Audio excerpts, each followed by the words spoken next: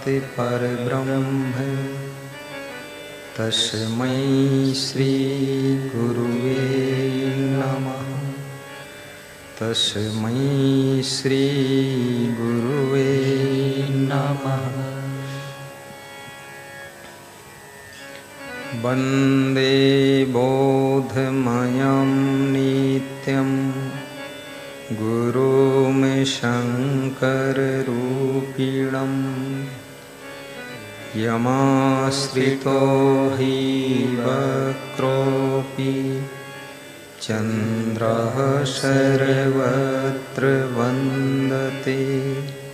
चन्द्रः सर्वत्र वन्दते।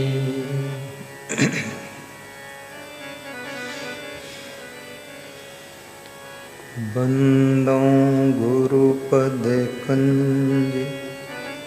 कृपा सिन्धु नररूप हरि महामोहतमपुञ्ज जासु बचन रवि कर निकर। जासु बचन रवि कर निकर। उपकारिणी में उपकार गुरु दानिनी में गुरु दान। रक्षक में रक्षक गुरु गुरु समय अन्य। गुरु समय अन्य।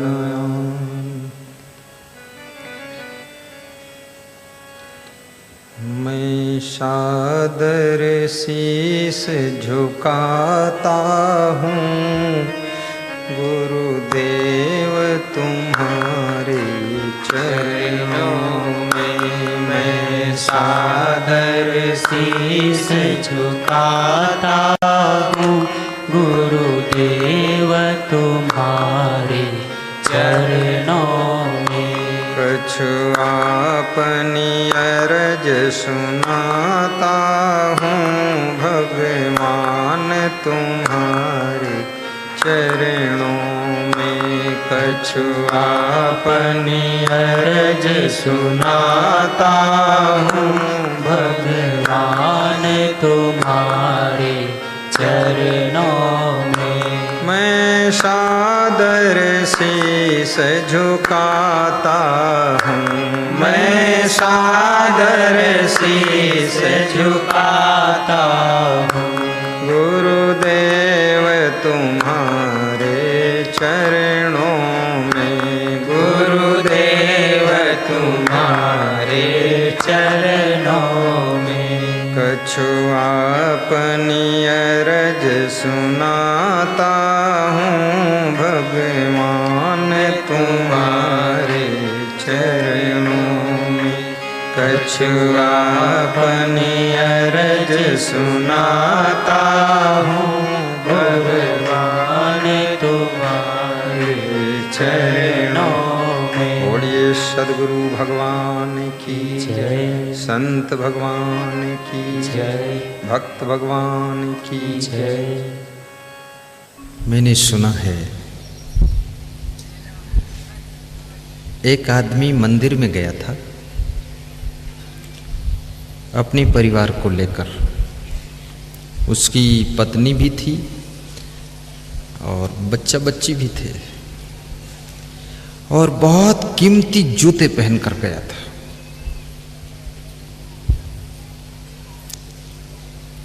तो मंदिर के देवता की तरफ जब हाथ जोड़कर वो प्रार्थना शुरू किया,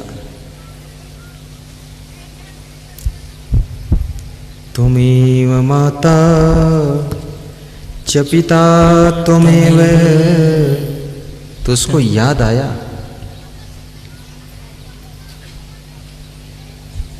कि मेरे जूते कोई ले गया क्या। प्रार्थना चल रही है, श्लोक चल रहा है, तो हाथ जोड़े जोड़े पीछे जूतों की तरफ मुड़ करके देखा और जूतों की तरफ मुड़कर क्या कहता है, तुमेव बंधो च सखा तुमेव।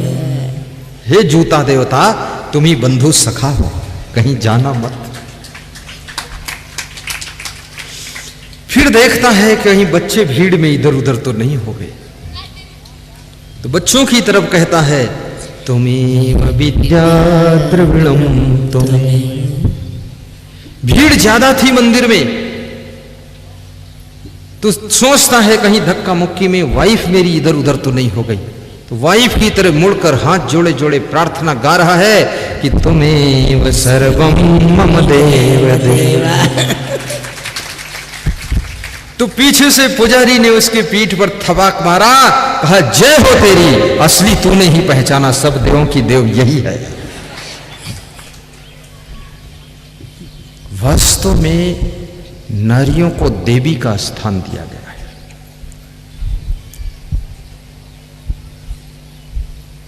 जिस घर की नारियां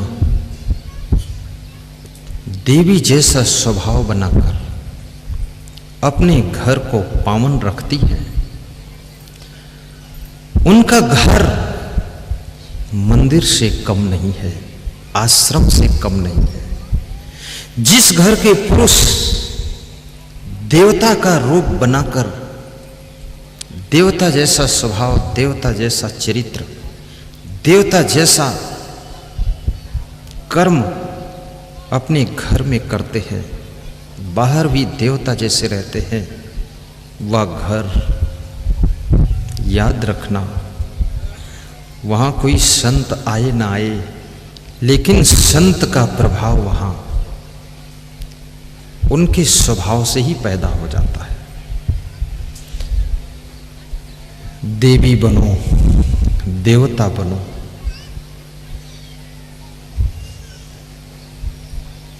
अपने घर को मंदिर बनाओ। सासू को गौरा, ससुर महादेवा, स्वामी को ईश्वर बनैबे, मंदिर हम काहे खोजेंगे।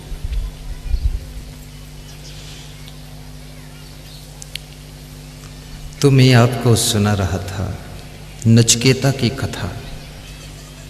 प्रसंग विषयांतर हो जाएगा, इसलिए पुनः उधर ही मुड़ जाता हूं।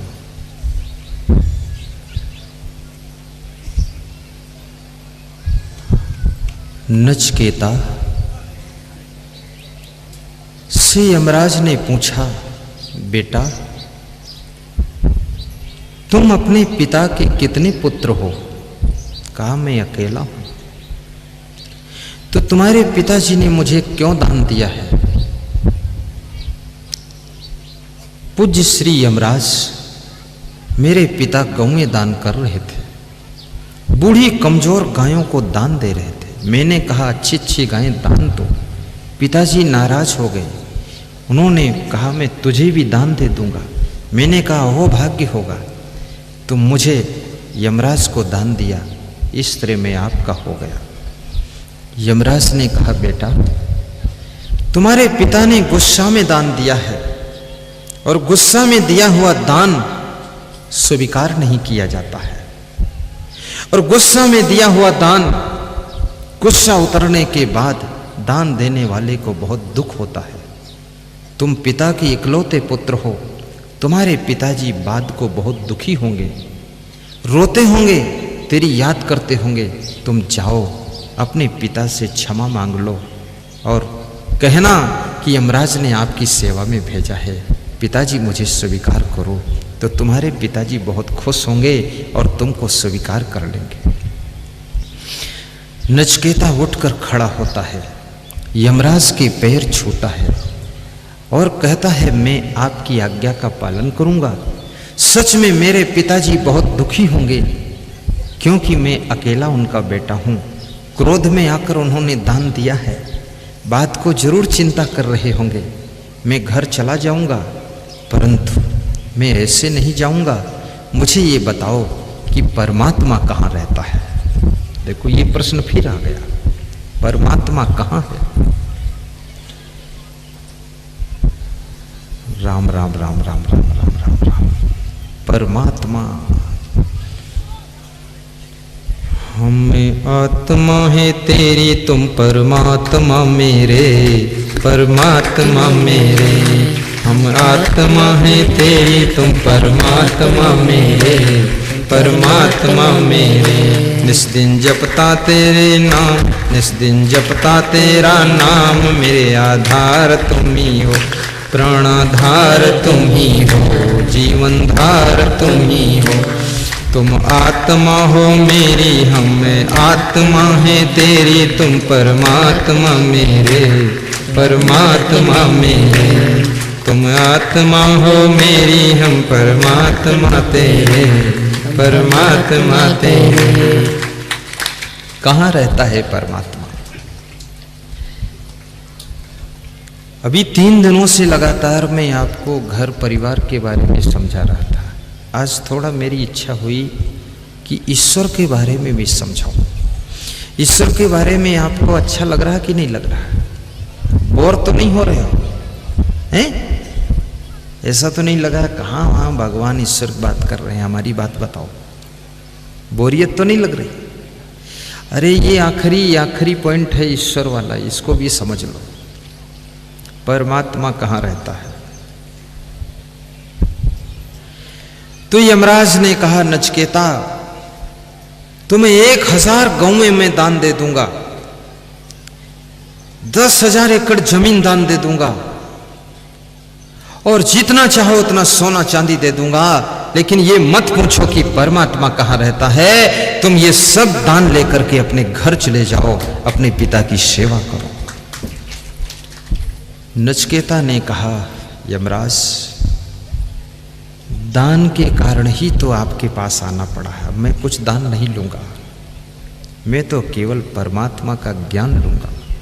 परमात्मा कहाँ है? भगवान कहाँ है? मुझे कुछ और नहीं चाहिए।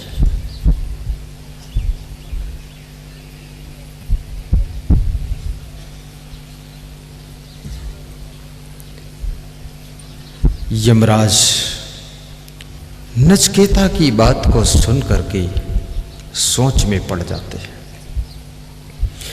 नचिकेता कहता है, न धन चाहिए,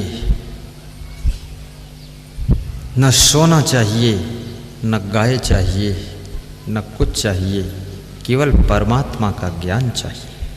कहाँ रहता है? देखिए यमराज मजबूर होकर के नचिकेता को परमात्मा का ज्ञान दे रहे हैं। अभी गुरु की वंदना, गुरु की आरती, गुरु की पूजा सब तीर्थों का फल प्रदान करती है। शिव जी से पार्वती जी स्कंद पुराण में पूछ रही है कि तीर्थों में जाने का वक्त ना हो, लेकिन सब तीर्थों का फल पाने का मन हो। हे शिव जी, क्या कोई सरल सीधा उपाय है? तो शिव जी कहते हैं, पार्वती ये स्कंद पुराण का प्रसंग मैं सुना रहा हूं आपको।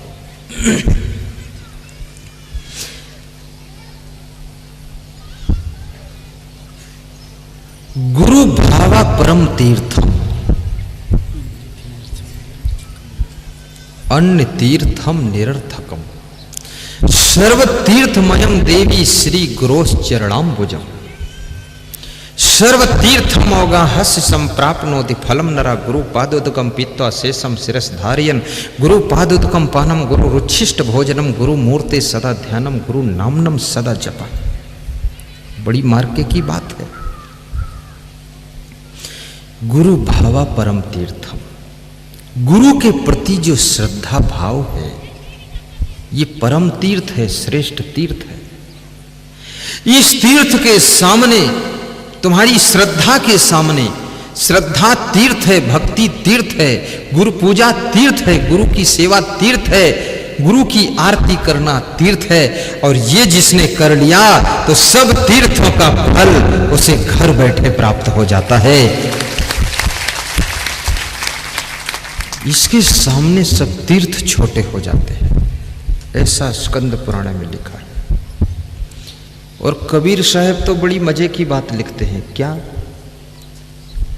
देखो, मैंने शिव जी का नाम लिया तो टीवी में शिव जी दिखाई दे रहे हैं, और मेरे ऊपर फूल बरसा रहे हैं, जय हो असंग की, अच्छी बात कह रहे हैं। देखो ना टीवी में ये हमारे साथ में इलेक्ट्रॉनिक इंजीनियर संत है, अगर शिव का नाम लो तुरंत शिव जी आ जाते हैं, और राम कहो तो फट बटन दबाता राम आ जाते हैं। वो जंतर मंतर जानता है संत हमारा।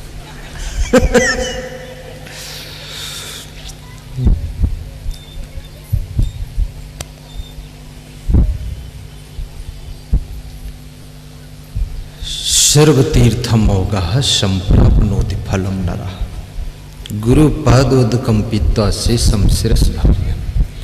सब तीर्थों में स्नान करने का फल उस व्यक्ति को प्राप्त हो जाता है जो गुरु के कमल रूपी चरणों का चरणामृत एक बूंद पान करता है, शेष सिर पर लगा लेता है, उसे सब तीर्थों में स्नान करने का फल घर बैठे प्राप्त हो जाता है।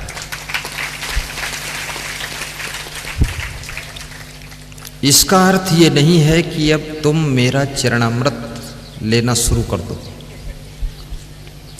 क्योंकि ये 15,000 लोग, इनको चरणामृत हम नहीं दे सकते, लेकिन चरित्र का अमृत, वाणी का अमृत जरूर दे सकते।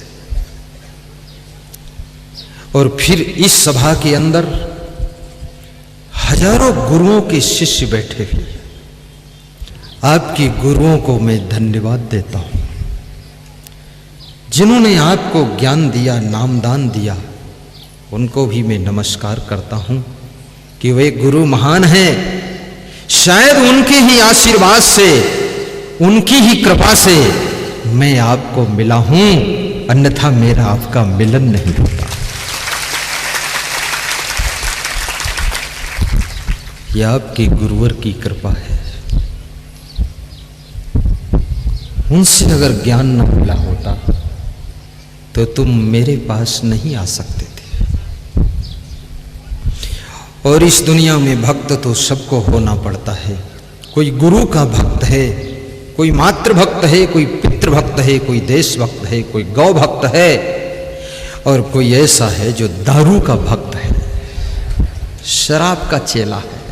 दारू, गुरु के चरणों में दान कर देना, गुरु के चरणों में धन दान देना चाहिए, वस्त्र दान देना चाहिए, फल दान देना चाहिए, अन्न दान करना चाहिए। लेकिन ये दान तब सार्थक होता है जब अपना अवगुण भी दान दिया जाए, तो ये दान सब महादान बन जाता है। यदि अवगुण दान नहीं दिया तो ये दान फिर आधा पुण्य ही लाता है, पूरा पुण्य नहीं लाता। आज मेरे पास में 3-4 लोग आकर के दारू दान देकर गए। दारू दान मतलब दारू का बोतल नहीं दे गए। मैं क्या करूंगा दारू की बोतल? दारू की आदत दान कर गए। इसी में बैठे हैं वे लोग। मैं नाम नहीं लूंगा क्योंकि इज्जत का सवाल है, लेकिन शराब की आदत दान कर दिया। आदत जरा सुधार लो, बस हो गया भजन। सुधार लो, बस हो गया भजन। आदत जरा सुधार लो। क्या सुधारना है? आदत। किसकी आदत? अपनी आदत और दूसरों की भी आदत सुधारना।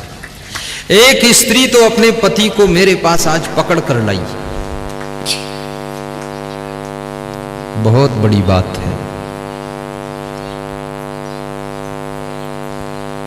आदत जरा सुधार लो, बस हो गया भजन।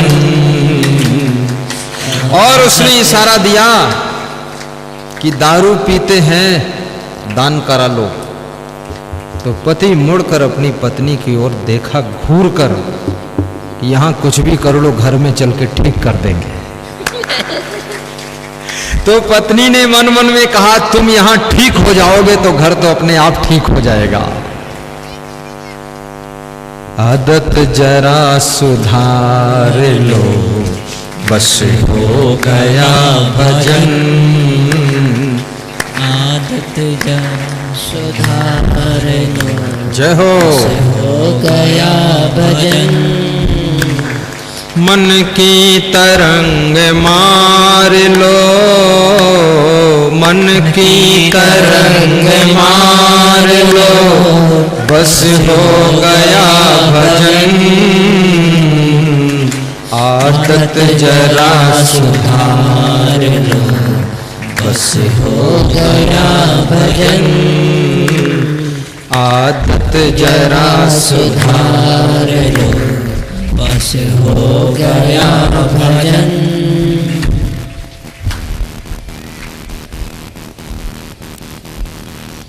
मनुष्य एक है, परंतु उसमें आदतें अनेक हैं। एक मनुष्य अनेक आदतों के जाल में फंसा हुआ है, क्या दशा होगी उसकी।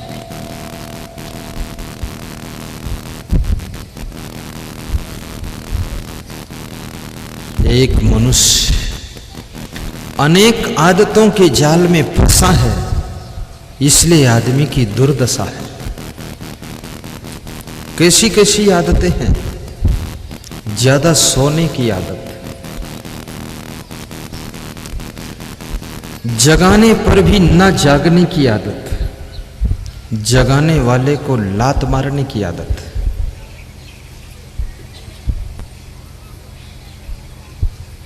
ज्यादा खाने की आदत, खाने के बाद पछताने की आदत, कल कम खाऊंगा ऐसा कहने की आदत, और कल खाने बैठे फिर डबल खाने की आदत।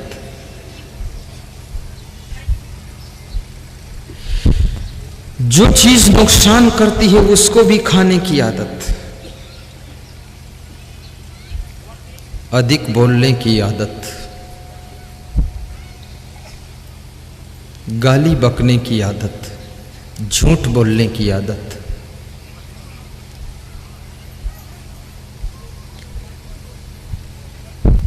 खाम किसी की मजाक करने की आदत, टांटिंग करने की आदत,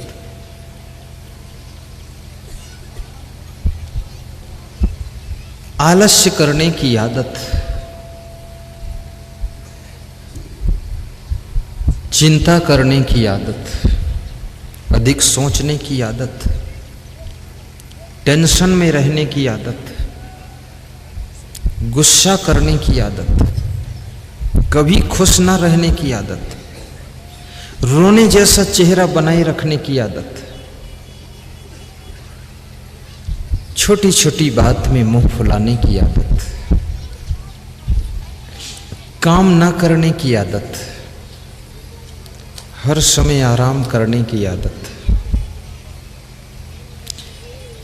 कितने लोगों को पति ऐसा मिला है जैसे पड़वा है, पड़वा। भैंस का बच्चा होता ना, पड़वा। गाय के बच्चे को बछड़ा कहते हैं, वो जन्म लेते ही उछलता है। बकरी के बच्चे को मेमना कहते हैं, पैदा होते ही कूदता है। मुर्गी के बच्चे को चूजा कहते हैं, अंडे से बाहर आते ही खड़ा हो जाता है। लेकिन भैंस के बच्चे को क्या कहते हैं?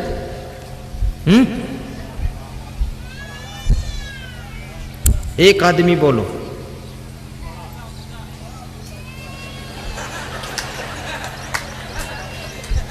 क्या कहते हैं? पड़ा, पाड़ा, पाड़ा, ठीक। भैंस का बच्चा, उसको पाड़ा क्यों कहते हैं? उसको नेपाल बॉर्डर में पड़वा कहते हैं। पड़वा यानी जो पड़ा रहता है, पाड़ा मतलब जो पड़ा रहे।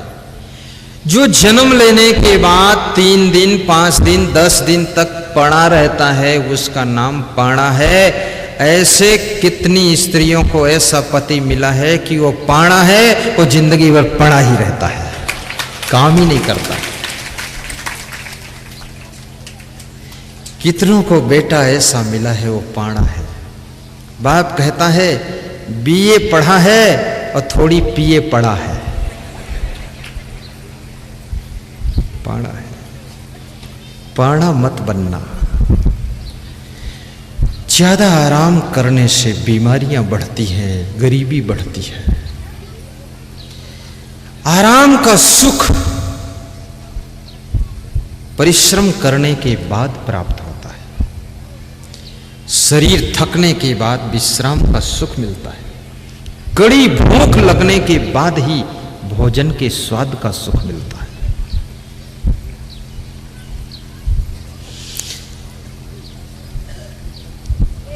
बोलने की आदत,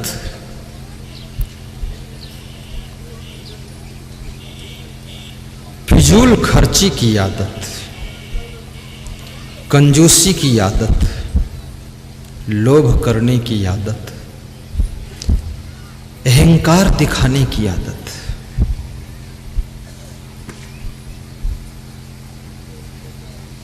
विवाद करने की आदत,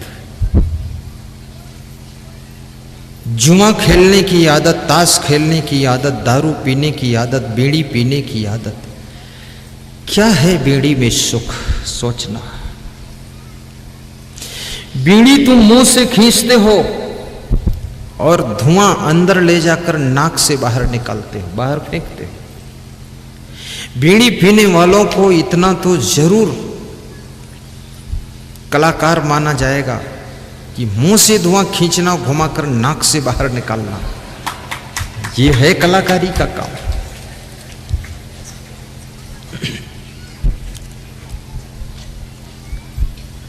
और दोनों नाक के छिद्रों से ऐसे धुआं निकाल रहे हैं जैसे लगता कोई फैक्ट्री की चिमनी से धुआं निकल रहा है।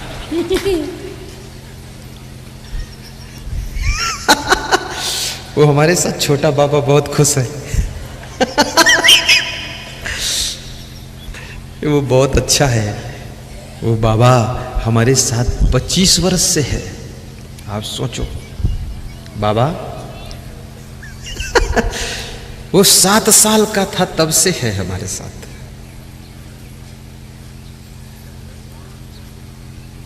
वो बहुत स्पेशल खुश हो गया। सिगरेट पीने की आदत। कितने लोग कहते हैं अगर बीड़ी सिगरेट ना पिए तो लेटरिन ही नहीं होती है। अब ये समस्या है। ये जानवर कोई बीड़ी सिगरेट नहीं पीते, इनको लेटरिन कैसे होती है? ये कहां से लफड़ा इकट्ठा कर दिया है? ये बीड़ी का धुआं, सिगरेट का धुआं, ये कोई लेटरिन निकालने की दवा है? सब झूठी बातें हैं। मत पीना। यदि आप 200 रुपये का नशा करते हो, 100 रुपये का नशा करते हो, आपके घर में 5 सदस्य हैं वे नशा करते हैं 100, 50 रुपये का। यदि वे 500 रुपये का नशा रोज कर लेते हैं, दारू है, भांग है, अफीम है, जो खाते हैं, तो 1 महीने में कितना हो गया? 15,000। 500 रुपये रोज। और 1 साल में कितना हो गया? जोड़ के बताओ। 1 साल में 1,80,000। तो 10 साल में 18 लाख। अगर 10 साल में 18 लाख, सोचो सोचो सोचो, तो 50 साल में 90 लाख। अगर 50 साल की उम्र तक तुमने नशा किया है तो 90 लाख का नशा तुम कर चुके हो। और यदि आज गुरु के चरणों में नशा छोड़ दो तो 50 साल में 90 लाख की बचत होगी। और उसको हर वर्ष बैंक में दुगने में जमा करते जाओ तो ये 90 लाख जो है 3 करोड़ मिलेगा, 4 करोड़ मिलेगा। 4 करोड़ में 1 करोड़ का सत्संग करा देना, 1 करोड़ का मकान बना देना, 1 करोड़ की जमीन खरीद लेना और बोलेरो, सफारी, फॉर्च्यूनर गाड़ी ले आना और बाकी कुछ दान करना और 50 लाख बैंक में जमा रखना और कहना कि संत जी की कृपा से ये 4 करोड़ की बचत हुई है।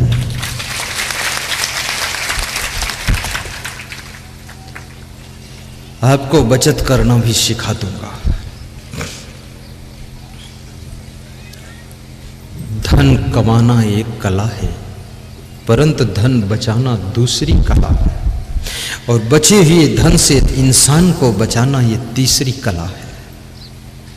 कलाकार बनो, पैसा कमाओ तो पैसे का सदुपयोग करो, पैसा सत्संग में लगाओ, पैसे से अच्छा मकान बनाओ, पैसे से 4 व्हीलर गाड़ी लाओ, पैसा दान करो, मंदिर बनाओ, पैसे से आश्रम बनाओ, पैसे से मुझ जैसे संत को बुला करके खुलरी जैसे गांव में सत्संग कराओ जहां 20,000 लोग बैठकर प्रवचन का लाभ लें।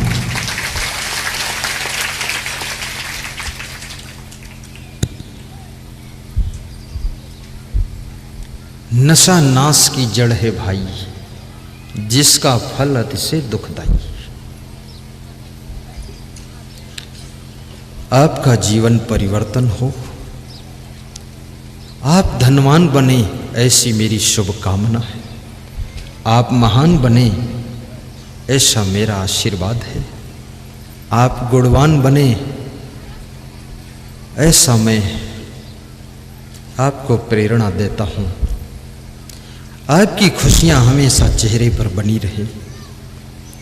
जिस लड़की ने आपके साथ विवाह किया है वो भी खुश रहे। शराब पीकर तुम उसको पहचान नहीं पाते हो, शराब पी पी करके तुम कम उम्र में मर जाते हो, अपनी पत्नी को विधवा छोड़ जाते हो, उसका सहारा खत्म हो जाता है। शराब छोड़ो। आज गुरु के चरणों में शराब, मांस, मछली, अंडा, मुर्गा ये सब आदतें दान कर देना। मांस में कुछ नहीं है। स्वामी दयानंद सरस्वती शाकाहारी थे और उनका शरीर इतना बलवान था।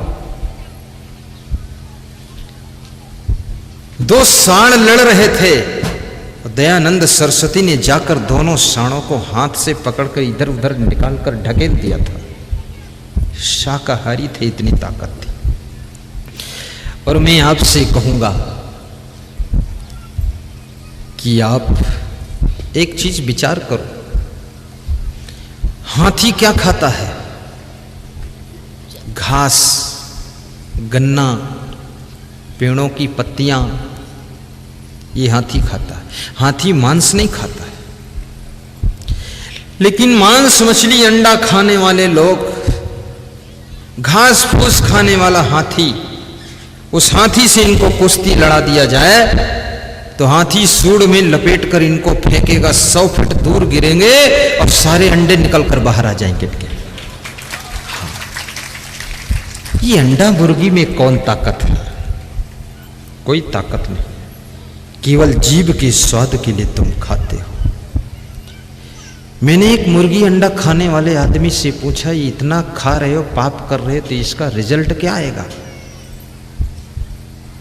बोले, रामा रामा हरे हरे, मुर्गी अंडा घरे घरे। हरे कृष्णा हरे रामा, 2-2 अंडा सुबह शामा। बोले, भगवान का नाम ले लेता हूं सब पाप कट जाता है। हमने कहा ऐसे नहीं कटेगा। भगवान का नाम लेकर आग में हाथ डालो, जलेगा कि नहीं? भगवान भी जानता है मेरे को भी बदनाम कर रहा है। कीजिए भाव से कीजिए, दुख भंजन आरती।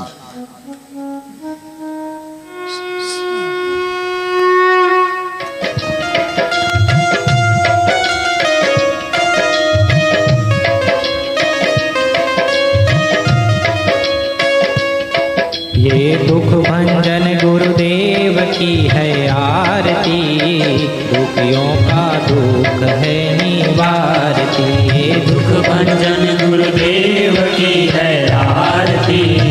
दुखियों का दुख है निवारती।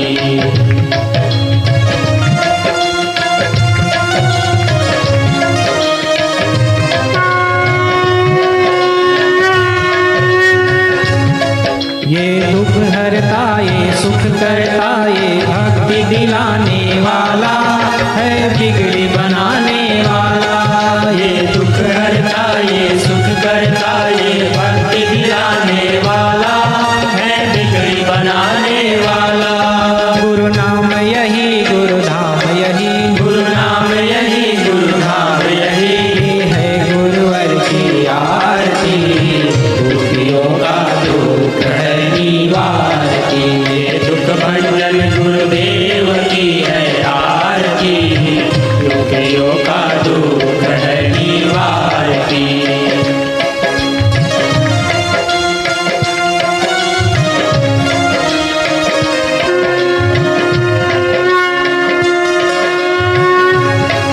गुरु ब्रह्मा मेरे गुरु विष्णु मेरे गुरुदेव है दीन दयाला है सबका ये रखवाला।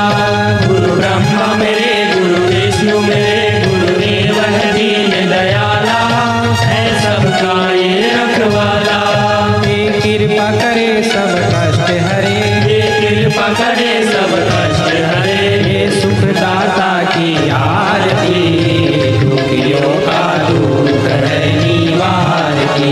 ये दुख भंजन गुरुदेव की है आरती। दुखियों का दुख है निवारती।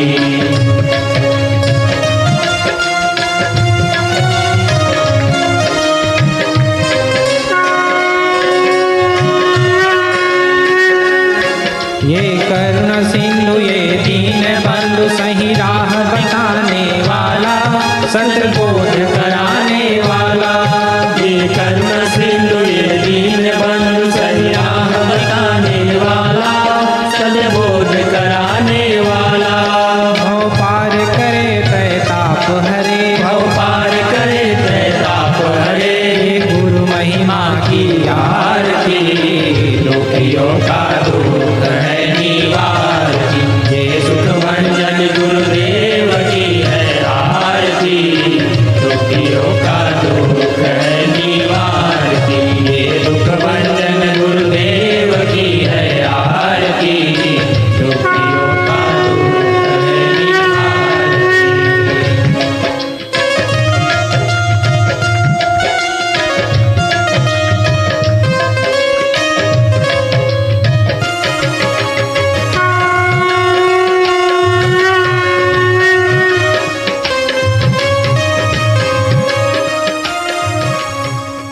गुरुर्ब्रह्मा गुरुर्विष्णु गुरुर्देवो महेश्वर गुरुर्साक्षात् परब्रह्म तस्मै श्री गुरुवे नमः।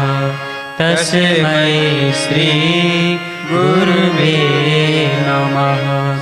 त्वमेव माता च पिता त्वमेव त्वमेव बन्धु च सखा त्वमेव त्वमेव विद्या च द्रविणं त्वमेव त्वमेव सर्वं मम देव देव त्वमेव सर्वं मम देव देव।